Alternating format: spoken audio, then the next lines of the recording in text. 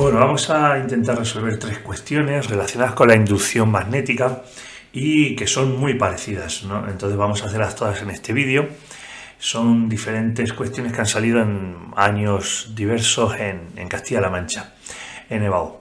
Esta que hemos nombrado con el número 49 dice que un imán se acerca a una espira enfrentado a ella en su polo norte, tal como indica la figura 6A. La hemos sacado aquí más grande. ¿Cuál será el sentido de la corriente inducida en la espira? Bueno, pues vamos a ver qué está pasando aquí. Cuando nosotros acercamos el imán por la parte norte, aquí hay una serie de líneas de campo, ¿vale? Y entonces, ¿qué va a ocurrir? Que al nosotros acercarnos, están aumentando ese campo magnético, esas líneas de campo, por lo tanto, está aumentando el flujo magnético. Tenemos que ir a ver lo que dice la ley de Faraday, que la tenemos aquí a la derecha, la he sacado por aquí la expresión, y nos dice que hay una fuerza electromotriz inducida que se va a oponer a esa variación del flujo.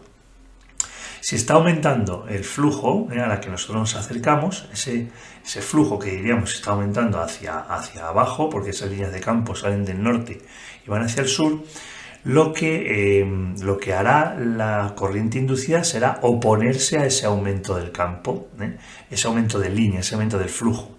Entonces va a intentar generar un campo contrario, y para generar un campo, en este caso hacia arriba, como he dibujado en verde, la corriente inducida en la espira tendrá que ser, viéndola desde este punto de vista, de esta manera como estoy indicando ahora con las flechas, ¿vale?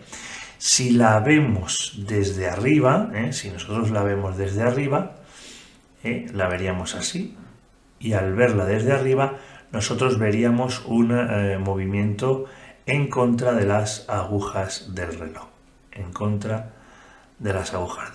¿vale? Entonces eso es lo que estaría ocurriendo cuando nosotros acercamos el imán. Aumenta el flujo, la corriente inducida quiere disminuirlo creando un campo contrario al que está aumentando. Dice ahora que después de esto vamos a considerar lo que ocurre en la figura 6B, la figura 6B, que es esta, que la he sacado aquí más grande también. Dice que el imán ya ha atravesado la espira y se aleja de ella como indica la figura. Ahora se está alejando. ¿Qué está ocurriendo? Bueno, pues esas líneas de campo, ese flujo, están disminuyendo. Según nos vamos alejando, ahora está disminuyendo ese flujo magnético. Si está disminuyendo hacia abajo el flujo magnético que teníamos, ¿qué va a ocurrir? Que la espira se va a oponer, o sea, esa fuerza electromotriz se va a oponer a esa disminución del campo. Entonces va a querer que aumente, es decir, que no disminuya, se opone a lo que ocurre. Y por lo tanto va a intentar generar un campo hacia abajo que aumente o que vaya en contra, que contrarreste esa disminución de campo. De tal manera que si ahora tiene que crear un campo así, la corriente inducida debe tener la dirección, en este caso, que estoy dibujando sobre la espira, ¿vale? Si nosotros, al igual que antes, la miramos desde arriba, para tener una visión mejor, lo dibujo por aquí abajo, en este caso estaríamos viendo que esa corriente se ha inducido en el sentido de las agujas del reloj, es decir, justamente al contrario que en el primer caso. Esa corriente inducida genera un campo hacia abajo que contrarresta la disminución del campo por o por alejarse, mejor dicho, ese imán. Por lo tanto, dice cuál será el sentido de la corriente inducida, ya lo tenemos, lo acabamos de decir. ¿Se mantendrá igual que en el caso anterior o habrá cambiado? Pues ha cambiado. Todo esto lo vamos a ver mejor gracias a una aplicación de PHT Colorado, de la Universidad de Colorado. Fijaos, aquí la tenemos y mirad lo que ocurre, que nosotros tenemos nuestra espira, tenemos el imán, igual que lo que está ocurriendo en el ejercicio, y aquí tenemos un voltímetro, vamos a medir el voltaje. Si nosotros acercamos el imán, fijaos lo que ocurre al acercar el imán, que hay un voltaje hacia positivo. Cuando nosotros nos alejamos, ¿qué ocurre? Que hay un voltaje hacia negativo. Lo voy a hacer otra vez. Nosotros acercamos el imán, hay un voltaje hacia positivo, cuando nos alejamos hacia negativo. Es decir, se está generando una inducción cuando nos acercamos hacia un lado, cuando nos alejamos hacia otro. Ahí os dejaré luego el enlace de la página. Bueno, pues ese sería el 49. Vamos a ver que el siguiente, que es el 50, es exactamente igual o prácticamente igual. Ahora nos dicen que tenemos un imán, está encarado por su polo norte. Tenemos aquí arriba la primera fase. Y dice, veamos las tres situaciones representadas en las figuras 6A, 6B y 6C. En la A el imán está en movimiento, acercándose a la espira. En la B el imán está situado muy cerca de la espira, pero se encuentra en reposo. Y en la C el imán también está en movimiento, pero se aleja. Es algo muy parecido. Razonar justificadamente cuál es el sentido de la corriente inducida en cada caso. Voy a sacar el dibujo un poco más grande para que lo veamos bien. Bueno, pues en el caso A está aumentando el flujo y por lo tanto el campo hacia la izquierda, por lo tanto la espira va a intentar contrarrestarlo generando un campo hacia la derecha de nuestras imágenes, por lo que se nos generará para que se nos genere un campo hacia la derecha, el sentido de la corriente que se tiene que generar sería este que estoy intentando dibujar aquí, ¿vale? Si lo miramos, lo vamos a mirar en este caso siempre desde la parte derecha de nuestras imágenes. Si mirásemos desde ahí, ¿vale?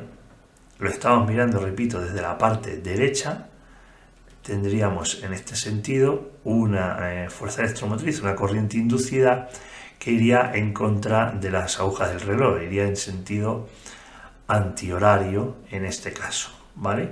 En este caso giraría así y está generando un campo magnético hacia la derecha para contrarrestar el aumento que ocurre hacia la izquierda. ¿Qué pasa en el 6B?